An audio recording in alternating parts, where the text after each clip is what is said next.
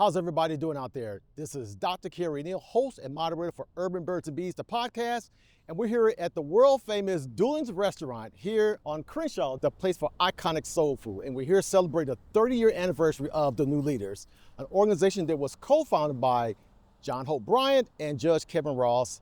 And that's the subject of our conversation today. We're having a conversation with the one and only John Hope Bryant. And the conversation is about love and money. The intersection of love and money. So we're going to talk about it. A lot of people feel as though that love and money don't go together. Some think it is absolutely essential. But we're going to talk about it. Thanks for joining us. We'll see you then.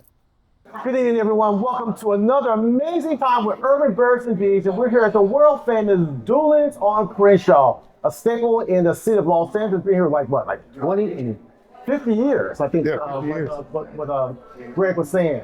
My name is Dr. Kerry Neal. I'm the host and moderator for Urban Birds and Bees, and we could not be more excited than to have the one and only John Hope Bryant with us today. Finance expertise extraordinaire. And first of all, Mr. Bryant, how are you doing, sir? I'm honored to be here. This is coming home, man. Yeah, for sure. Well, look, a lot of people, I don't know who wouldn't, may not really know all your credentials, so I got a little short, brief bio I want to tell. So, really quick, John Hope Bryant is a visionary entrepreneur, best-selling author, and leading global expert on financial literacy and economic empowerment. As founder and CEO of Operation Hope, the nation's largest nonprofit in this field, he has been instrumental in directing billions, not millions, billions into underserved communities and shaping national policy. Named both the Forbes BLK 50, that means the top Black wealthiest people in the country, and Time Magazine's closer list for his impact on closing America's racial wealth gap. Also emphasizes AI literacy, very important. I remember what you were saying about the robots being, was it about 2030, like quarter billion? 300 million virtual robots, humanoid robots by 2030, and about 300 million humanoid robots by 2055. Yeah, pretty interesting stuff. He's big on inclusion and building generational wealth with 6 influential books and a reputation as the conscience of capitalism. I love that. He has advised presidents, authored landmark works, and financial freedom, including the recent Financial Literacy for All, and it has inspired millions to pursue prosperity and purpose. One more time, give it up for the one and only John Hope Bryant. Okay, we got a little time with you now. We're talking about the intersection of love and money. And you should know, before we even started this whole process, even the production team was weighing in. They're like saying, love and money, please. They don't go together. Oh, absolutely do. I'm certain that you have some thoughts and insight on this. And we got a couple of questions for you, and then we're going to get out your way, all right? You're not in my way. Okay, cool. So the first question is, we want to talk about where love meets money. Get your thoughts on this, okay? So you've called financial literacy the civil rights issue of our generation. Very astute observation. From your perspective, how does that belief show up in romantic partnerships? It's everywhere. It's everywhere. Before there was romantic love and marriage, God endowed marriage with spiritual dimensions. Right. Before the Bible did that, before it was spiritual, about 3,000 years ago, marriage existed 6,000 years ago. Yeah. It was a business arrangement. In many parts of the world, it's still a business arrangement. You had 2 families who were trying to protect assets or grow them. This is why you hear stories then and today of the husband or the wife had to bring a cow, 3 chickens as part of the presentation to the family. Typically, it depends on whether there's a chauvinistic society. The groom would have to bring it, or the bride would have to bring it, or the family. So that was an economic transfer. In Europe, you had cousins marry. You had people. That only occurred in the South. No. It was accidental in the South. It was intentional in Europe. When they talk about blue bloods, and they're talking about bloodlines and royal families, that's literally the same bloodline. So you were marrying into the royal family, and oftentimes they were related people, and the people would live in separate castles, or the same castle in separate bedrooms. It was not a romantic marriage. For most parts of the world, was not first and foremost a romantic endeavor. Western society really has perfected that. So when you're marrying somebody, as I've said, when the looks drop and the body fades away, that's your business partner for life. And if 2 + 2 doesn't equal 6, 8, or 10, if you're not better together, what are you doing? So yes, you should ask their name and what the vibe and energy. You should also ask what their credit score is. Yeah. And you should understand that this person needs to be a giver like you. Right. A giver to giver, exotic, a giver to taker, neurotic, a taker to taker, psychotic. Yeah. A lot of our relations are the last two. They're neurotic, they're psychotic. Then we wonder why our life's not working. The number one cause of divorce is money. Number one. Number one cause of domestic abuse, money. Number one cause for heart attacks, stress. Number one cause for stress, money. Money, other than God and love, your day's about money. So it's everywhere, and it's certainly look, why is a divorce not over like that? I didn't like you, you didn't like me. Right. Let's go our separate ways. Two homeless people with no assets getting a divorce, it's over. They just go sit on separate corners. The more assets, the more money, Yeah. the more contentious the divorce. Yeah. It's about the kids. Yeah. It's about child support. Yeah. Yeah. It's about your philandering ways or whatever. No, it's about alimony. Right. Really, it's about, I want to extract something. I'm going to use this. I was told by someone who really knew the law, the family law is really about who's the judge like and who's got the money. Right. And I think that's true. I think that the judge makes a decision about preference, but more it's if you got the money and you're in California, it's a community property state. Right. Blah, blah, blah, blah, blah, half. So you can talk about this for 2 hours, 2 days. You can argue about it for 2 years and let all the lawyers take all the money, Right. which, by the way, is also about money. That was all over here. Yeah, exactly, right? But at the end of the day, it's half. Yeah. So why are the county clerks there? Why are the attorneys there? Right. What are court fees? They're not doing it for free. Right. What's the dissolution of assets? What are we talking about underpinning child support, alimony? These are not moral statements, they're financial statements. Okay. And you'll never do better than when you're married financially also, as far as going up the other way. Explain. No, statistically, Okay. you'll do better financially, you'll have more assets, you'll have more aspirations, more success economically, you'll build more wealth if you're married than if you're single. Yes, I mean, who was that? Regina Hall. She was just on some podcast, and she made it clear. She said she was just reading somewhere that 85% of all billionaires are all married. So there must be some kind of secret sauce in the idea of marriage and money in terms of what that works out. But let me ask you something though. So why do so many couples avoid deep money conversations, particularly as crucial and central as money is to a relationship? So why do so many couples avoid deep money conversations until a crisis? And what would you say is a simple financial litmus test, right, for couples that they can use early, even while dating, to gauge compatibility? I'll answer the last one first because I already said it. It's credit scores. If you don't pay your bills, if you have 500 credit score, I was doing Earn Your Leisure, and they're like, oh, there's racism and bias in the system. And I was like, yeah, but if you don't pay your bills, you're gonna have a crappy credit score. Like, just pay your car note, right? just pay your credit card. Like, It's nothing to do with whether the white man is coming after you or racism is endemic in society or politics are overtaking our community. No, pay your car note. Right. If you can't pay your car note, call the creditor, call the car company and say, I need terms. I was homeless 3 miles from here. Yeah. I lived in my Jeep at La Tejera Airport when I was 18 years old for I thought it was 6 months. My friend of mine told me it was more like a year or two. And I lived in my Jeep and I lived in my then girlfriend's, I slept on her couch at La Cienega and just south of La Tierra in Inglewood. So I've come from nothing. I understand the struggles of people. And I understand when I didn't pay my bill, the leasing company was coming after my Montero Jeep. I can't be mad at them. Why are we upset with the tow truck company? Why are we upset with what do you want my car for? Because you ain't paid your bill. I called. 7 months. Yeah, I called and said, look, I don't have 3 payments. Yeah. But I'm gonna send you $100. No, we want all, no, I don't have, I'm gonna send you $100. What's your address? No, I can't give you my address. I would send you, but I would give you $100. And I keep sending them money. I kept communicating. Right.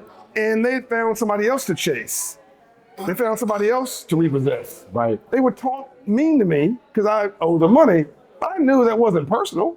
Right. My credit score was 400. Yeah. I didn't pay my bills. Yeah, I saw your post today on Instagram. You talk about that was kind of interesting. So let's deal with that one first. Like just literally either pay your bills or make arrangements. Look, if you and I loan money to Pookie and them, and Pookie and them don't pay us, Right. we gonna repossess their car. So it's not racial, it's not political, it's just, this is something we were never taught. Right. About money and how it works. So I was gonna ask you, when you asked that question, are you talking about all people or black people? Is it a different answer? So When it comes to, for our platform, why we don't talk about money? we try to prioritize what goes on in our community, but Sure. I have implications for outside the community. I can answer both, I can answer both questions. Everybody has an issue with money. But when mainstream America has a headache, black and brown folks have pneumonia. We're all sick, Yeah. but it's just much worse in black America. Yeah. Because black America, different from black Caribbeans and black Africans who came here with high self-esteem, intact family structure, a low confidence because they didn't come from a very successful market economy. They came to America, the biggest economy in the world, where we have high confidence, African Americans, but low self-esteem. Just the opposite. Right. Why do we have low self-esteem? Because we were the product of slavery. People who for decades and centuries said, you ain't nothing. Right. Right. And I need to keep you believing you are nothing so you don't rise up. Right. That low self-esteem was never healed. We never had a point where we forgave ourselves, healed ourselves. So I believe that a lot of us are depressed. Clinically undiagnosed depressed. Interesting. And we cover it with spending money. We cover it with ING, spending, shopping, flexing, blinging, drugging, drinking, singing, texting, shopping. I've already said that. Jordaning, find Jordaning. Not dealing, Right. not healing. Yeah. That's too much work. It's too painful. So if you wake up on 9 emotionally, on a scale of 1 to 10, you're already stressed out. Yeah. What you want is to go to a club, you want to go to a sporting event, you want to listen to some music, you want to have some fun. We love all that stuff. Yeah. We don't, because life's just tough. So we're target markets to be pimped, to be taken advantage of. Yeah. And whenever you make an emotional decision, it's going to be a bad one. Let's look at our community. Okay. You go down the streets in our neighborhood, you see a check casher Right. next to a payday loan lender, Right. next to a rent-to-own store, Right. next to a title lender, loan title, like a liquor store, Right. next to a pawn shop, Right. and a church down the street, And the church. Right. trying to make you feel a little bit better once a week. That's your neighborhood therapist. Okay. Why is that only in black and brown neighborhoods? Because they're target marketing financially illiterate people who have low self-esteem, who are living on survival, who are frustrated and upset, who are ashamed a little bit, because there's no reason why there's a check casher across you from a bank branch. Makes no sense. You can go to the bank and cash your check for free. Right. But they're banking on the fact this person doesn't trust the bank. They feel de-dignified. Like the bank's gonna tell them no. Right. The check cashier's entire environment is designed to make you feel comfortable. The whole environment set up so you feel good. And then they extract from you 2%, 10% of your paycheck. So black people are the most amazing people on the planet because we've been doing so much with so little for so long. We can almost do anything with nothing. But we were never taught free enterprise and capitalism. Yeah. Where the rules are published and the playing field is level. Professional sports, the arts, faith, politics, we kill it.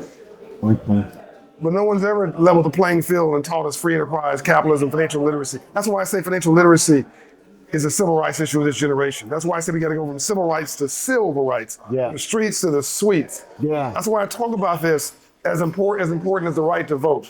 The 700 credit score is as important as a 4-year education. And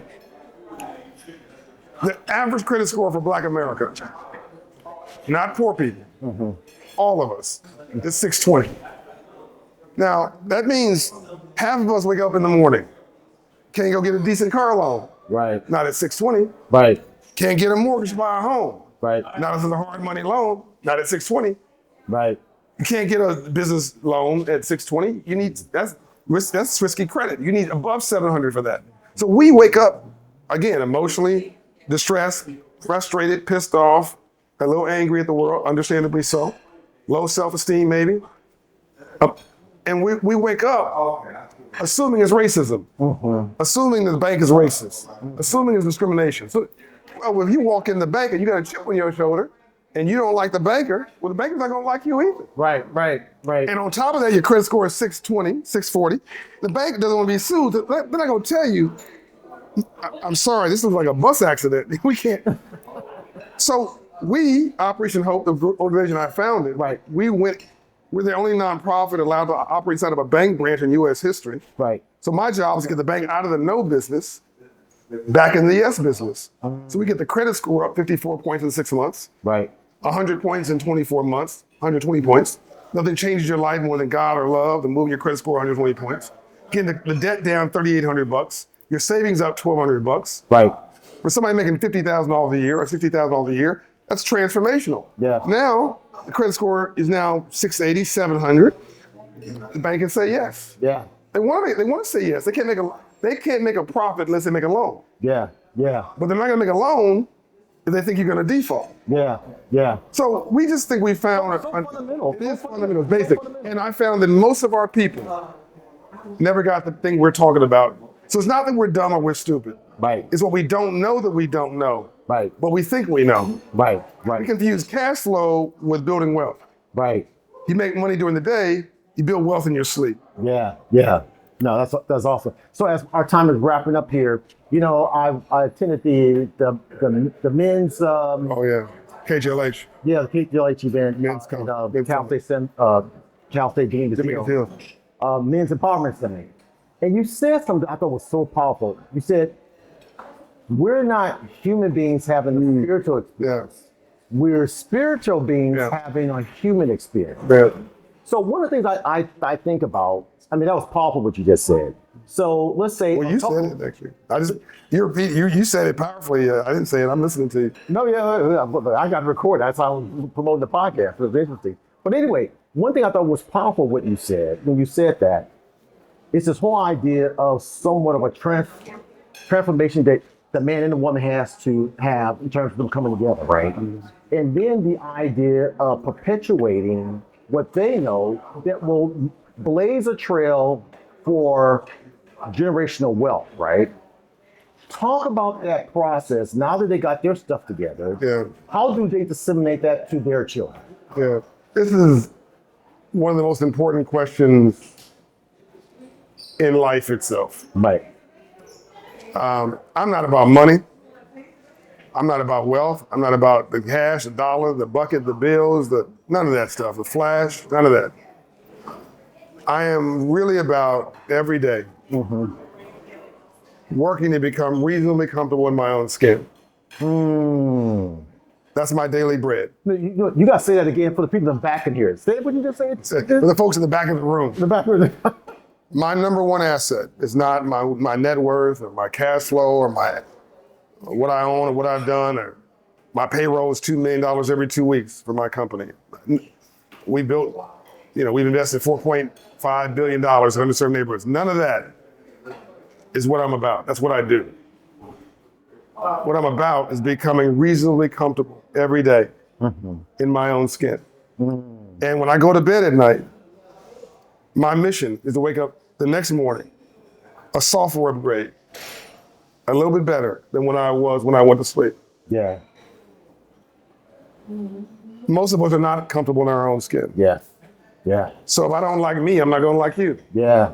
If I don't feel good about me, I'm not gonna feel good about you. Yeah. If Yeah. I don't respect me, don't expect me to respect you. If I don't love me, I don't have a clue how to love you. Right.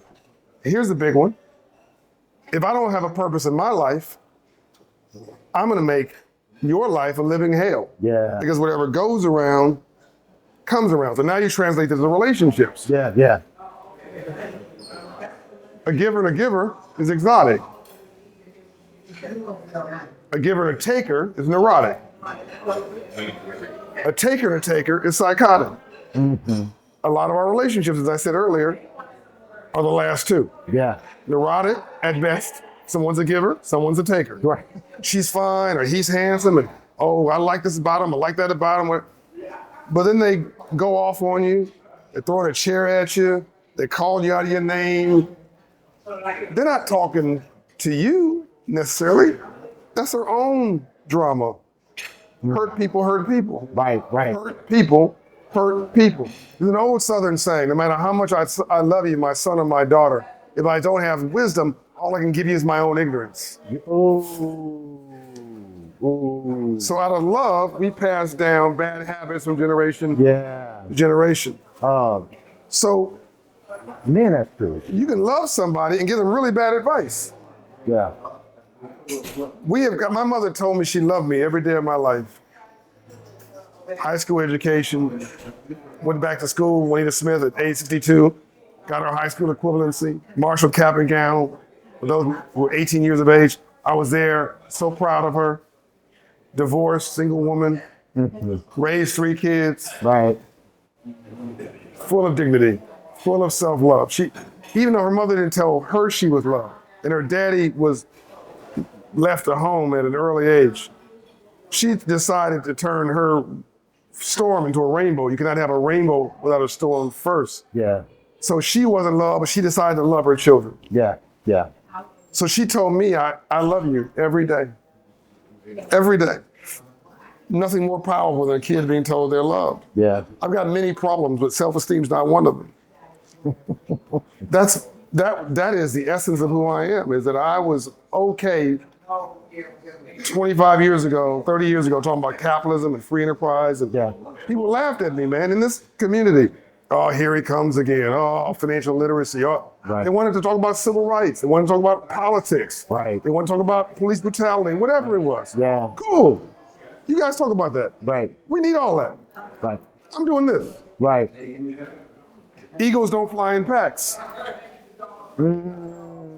You've never seen a flock of eagles. I've never seen a flock of eagles. It's a road less traveled. But in order to take that road less traveled, in order to be that eagle, that outlier, in order to continue to walk your own path, even when everybody is throwing rocks at you, Yeah. trying to trip you up, Yeah. you got to know who you are. Yeah. Yeah. So it was my mother telling me she loved me, and I'm now trying to tell everybody else how I love them. And I'm doing it through a mechanism that they can relate to, which is finance and economics. My job is to be the economic plumber Yeah. for our community because we never had economic plumbing. We really need a Black Jewish business plan. What? Say that again? Black people need a Black Jewish business plan I love it. I love it. I love it. because they've been chased all around the world, Jews. But they're 25% of the wealth in America. Yeah. There's only 15 million of them, but you don't mess with them. Yeah. They have their own country. Blacks have to become the Africa what Jews are to Israel, a resource.